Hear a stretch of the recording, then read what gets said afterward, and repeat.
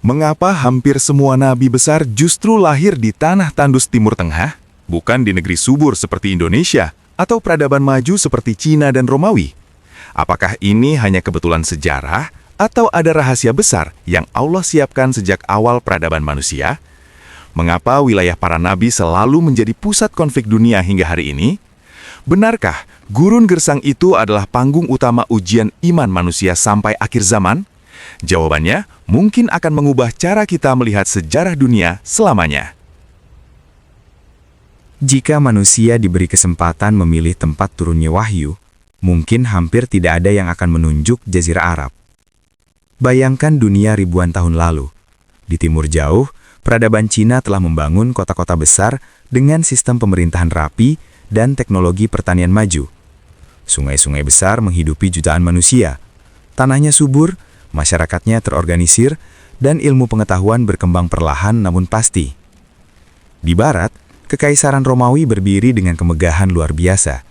Jalan-jalan batu membentang ribuan kilometer, bangunan megah menjulang, hukum dan administrasi negara berjalan dengan disiplin tinggi. Dunia memandang Romawi sebagai pusat kekuatan dan peradaban.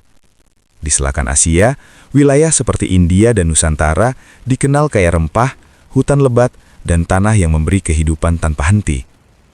Namun di antara semua pusat kejayaan itu, ada satu wilayah yang nyaris diabaikan dunia, Jazirah Arab.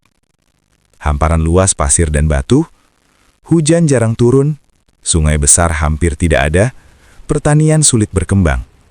Siang hari terasa membakar, sementara malam menusuk dingin hingga tulang.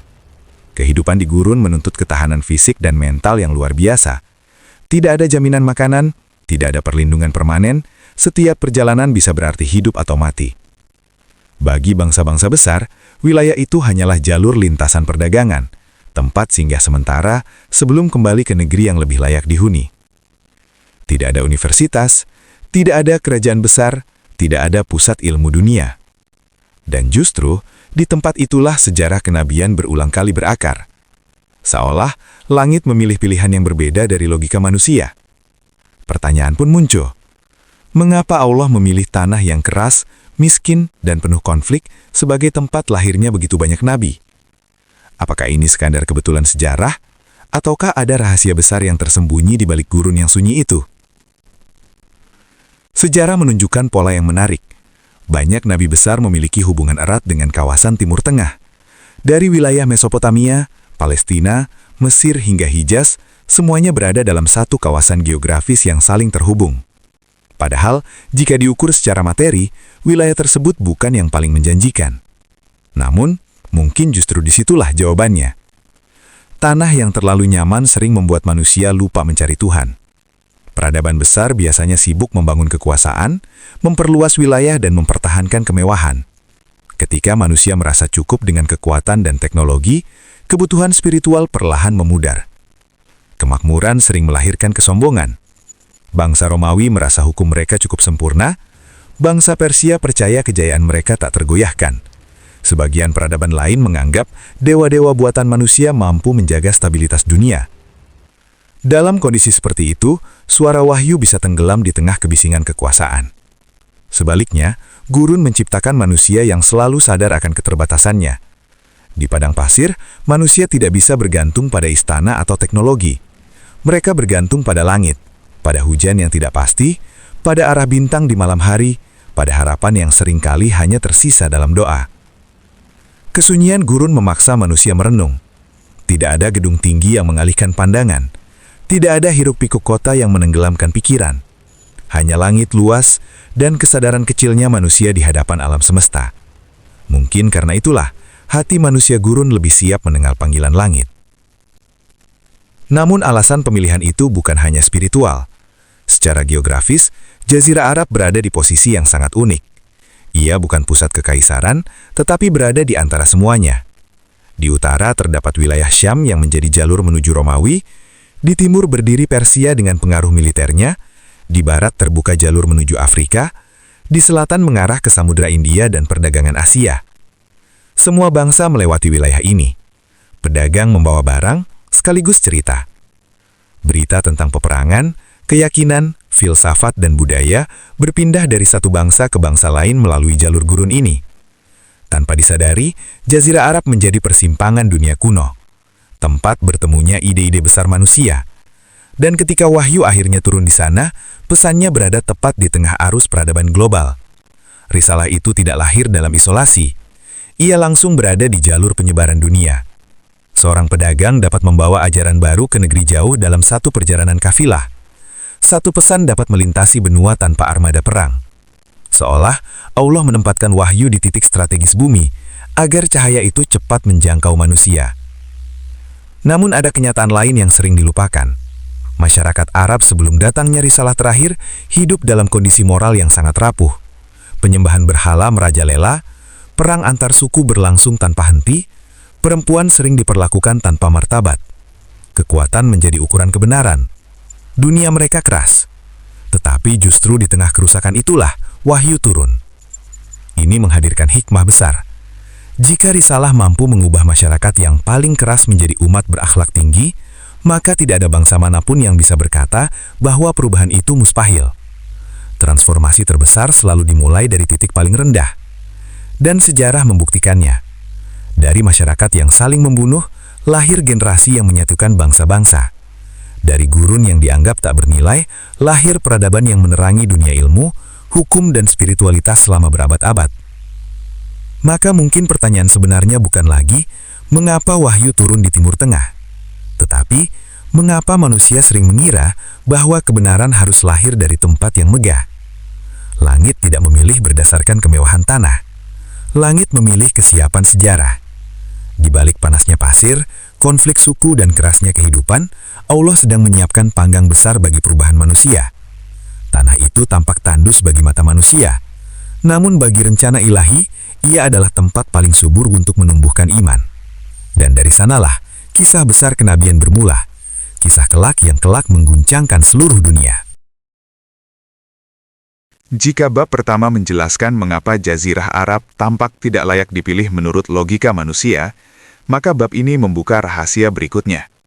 Tanah itu sebenarnya tidak pernah benar-benar terpencil. Ia justru berada di tengah dunia. Ribuan tahun sebelum manusia mengenal istilah globalisasi, Timur Tengah telah menjadi simpul pertemuan peradaban besar, sebuah wilayah yang setiap harinya dilalui manusia dari berbagai bangsa, bahasa, dan keyakinan. Bayangkan sebuah peta dunia kuno.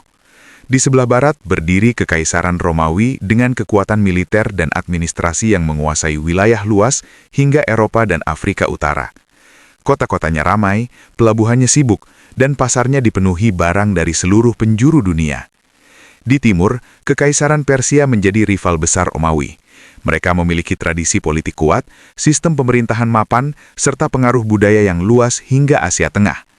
Di selatan terbentang jalur laut menuju India, pusat perdagangan rempah dan kain mahal.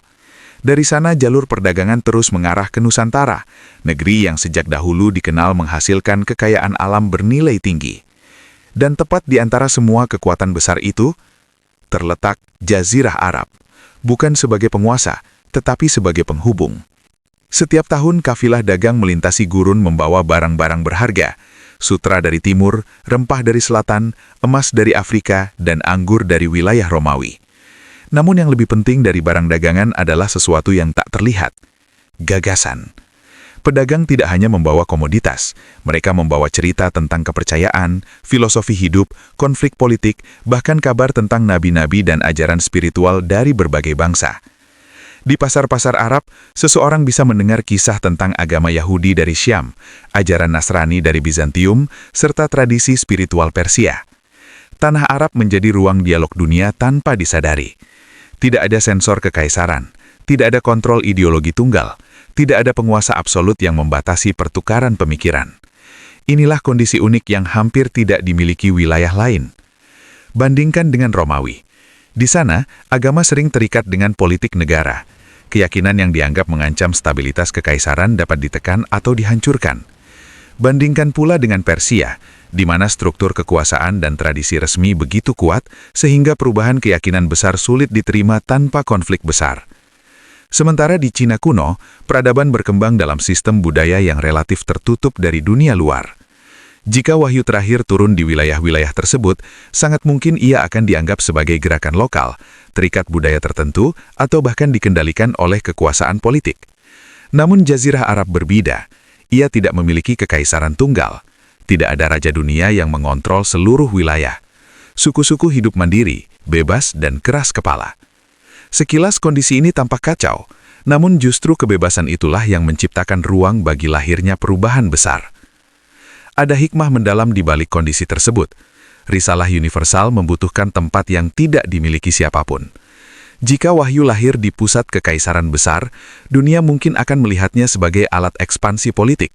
Namun ketika ia muncul dari masyarakat yang tidak memiliki ambisi imperial, pesan itu berdiri murni sebagai ajaran spiritual.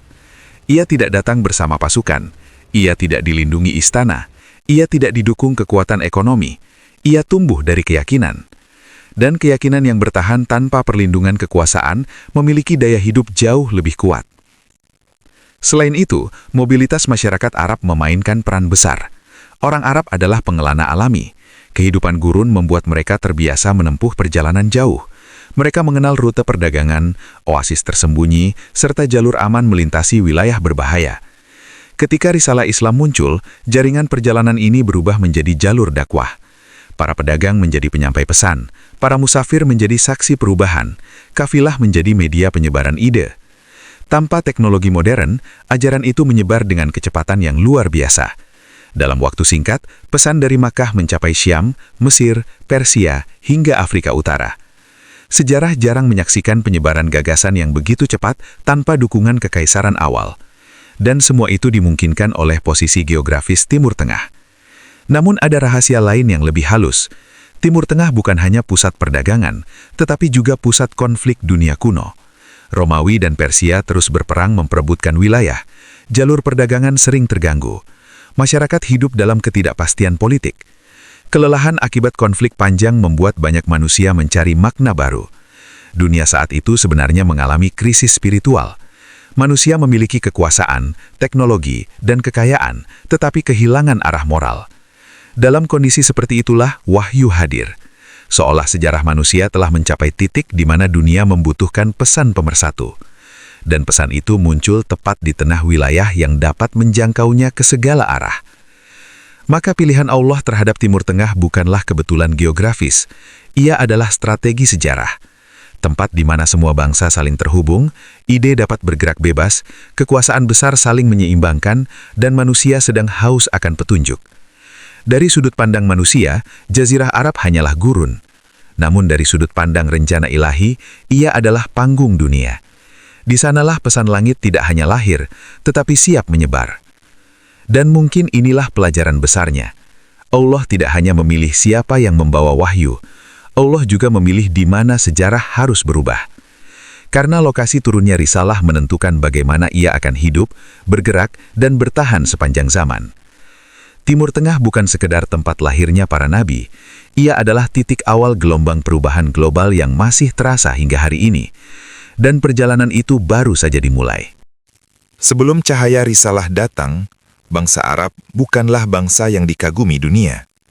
Mereka tidak dikenal karena ilmu pengetahuan, tidak pula karena sistem pemerintahan maju, apalagi karena persatuan.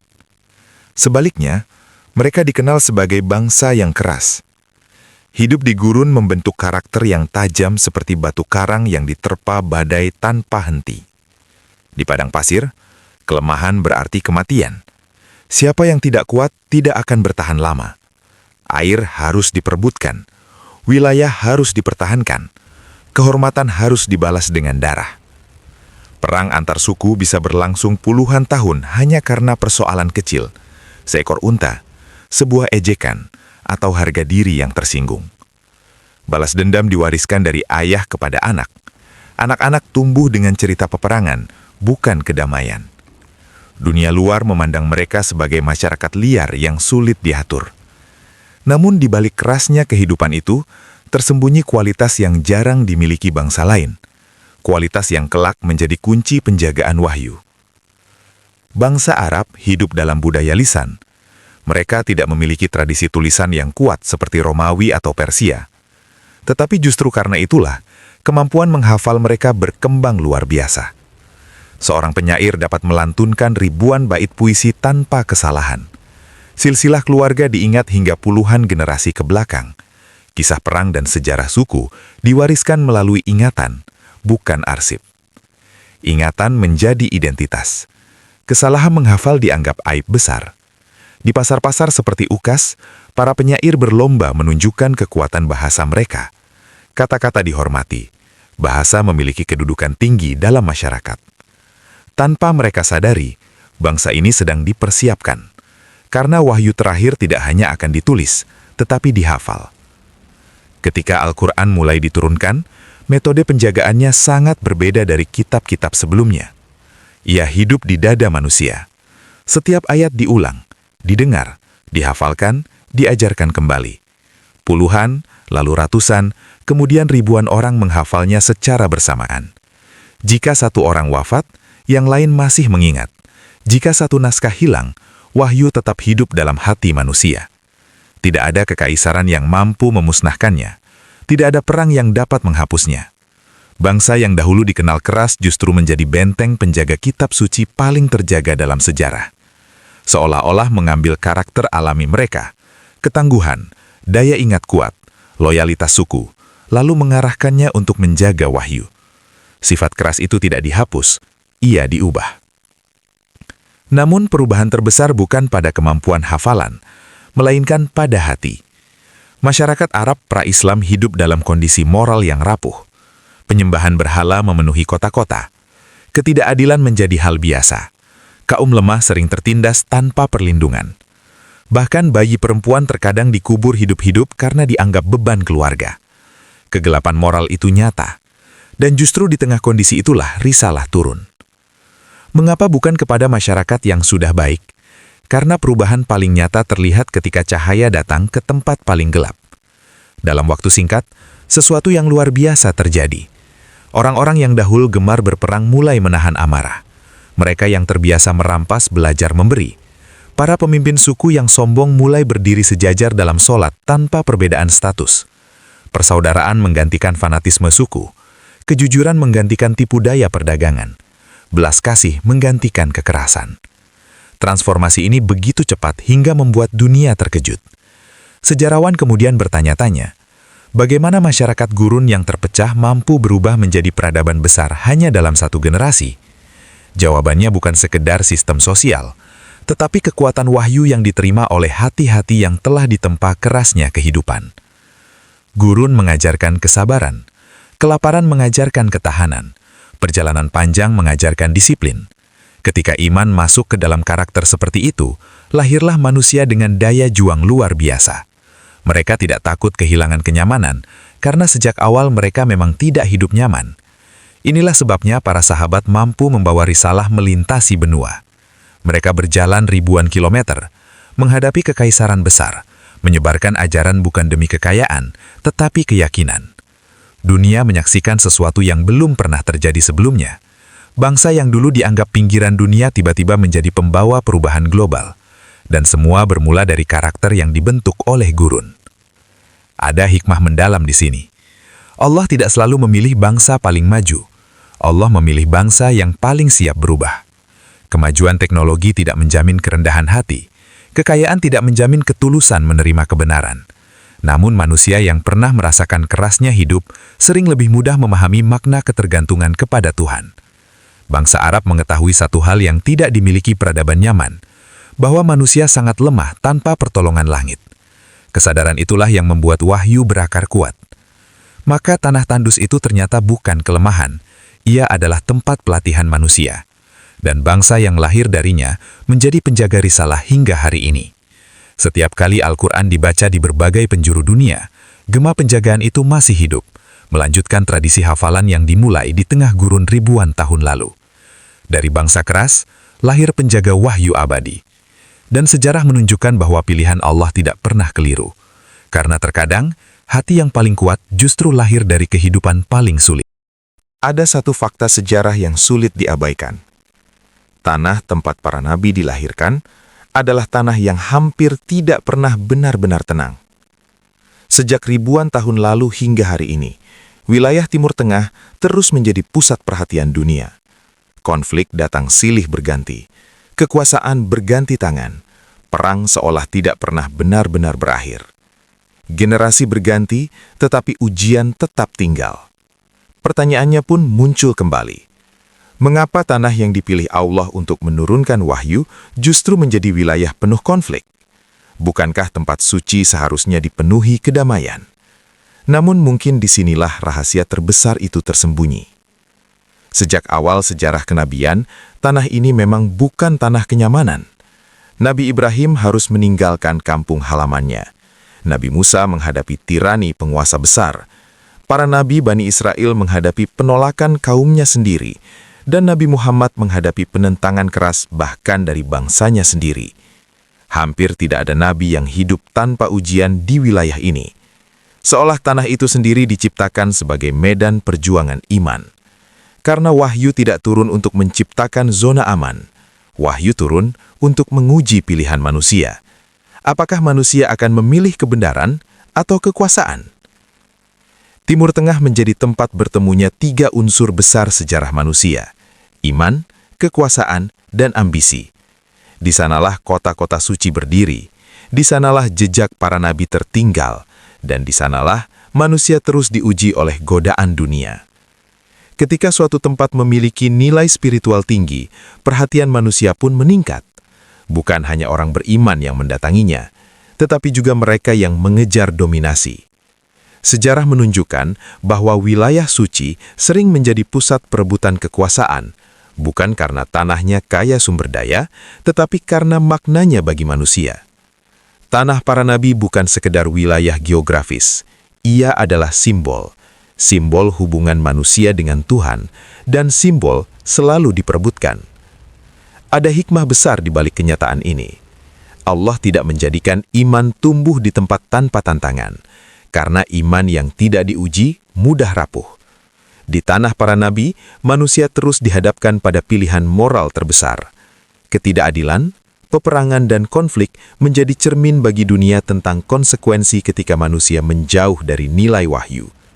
Ironisnya, wilayah yang menerima banyak petunjuk justru sering menjadi saksi pelanggaran manusia. Namun disitulah pelajaran abadi tersimpan. Bahwa turunnya wahyu tidak otomatis mengubah dunia selamanya. Manusia tetap memiliki kehendak bebas. Petunjuk telah diberikan, tetapi pilihan tetap berada di tangan manusia. Jika diperhatikan lebih dalam, konflik di wilayah itu membuat dunia tidak pernah melupakannya. Setiap generasi kembali menoleh ke tanah tersebut. Berita dunia kembali ke sana. Perhatian umat manusia terus tertuju ke wilayah yang sama selama ribuan tahun.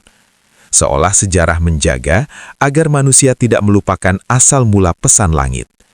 Tanah itu menjadi pengingat hidup bahwa perjuangan antara kebenaran dan kebatilan belum pernah selesai. Dan mungkin memang tidak akan selesai hingga akhir zaman. Dalam banyak ajaran agama, wilayah Timur Tengah juga disebut memiliki peran penting menjelang akhir sejarah manusia. Bukan sebagai pusat kehancuran semata, tetapi sebagai panggung terakhir ujian iman. Ini memberi pemahaman mendalam bahwa sejarah kenabian bukan peristiwa masa lalu. Ia adalah perjalanan yang masih berlangsung. Jejak para nabi tidak berhenti pada generasi mereka. Nilai yang mereka bawa terus diuji dalam realitas dunia modern. Teknologi berubah, peradaban berkembang, namun konflik batin manusia tetap sama. Keserakahan, kesombongan, dan perebutan kekuasaan masih menjadi tantangan utama umat manusia, persis seperti ribuan tahun lalu. Dan tanah para nabi menjadi cermin paling nyata dari pertarungan itu. Ada pelajaran sunyi yang sering terlewat.